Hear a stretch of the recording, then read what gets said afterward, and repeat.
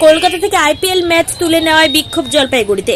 বৃষ্টির কথা বলে কলকাতা থেকে আইপিএল ম্যাচ তুলে নিয়ে শাহরুখ খানের দুলের খেলা দেখা থেকে বাংলাকে বঞ্চিত করার অভিযোগ তুলে জলপাইগুড়িতে বিক্ষোভ ক্রিকেট প্রেমীদের। শনিবার দুপুরে কোতোয়ালি থানার সামনে অনুষ্ঠিত হয় এই বিক্ষোভ কর্মসূচি।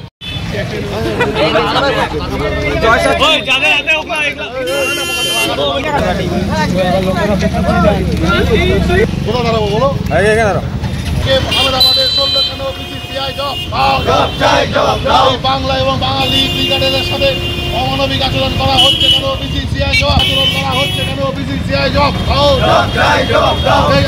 কেকেআর এর ঘরের মাঠ থেকে আইপিএল চললো কেন? বিসিসিআই নিয়ম অনুযায়ী গতবারের যেই দল চ্যাম্পিয়ন হয় সেই দলের ঘরের মাঠেই আইপিএল এর ফাইনাল এবং প্রথম ম্যাচ মানে উদ্বোধনী ম্যাচ এবং সমাপ্তি ম্যাচ অর্থাৎ ফাইনাল ম্যাচ অনুষ্ঠিত হয়।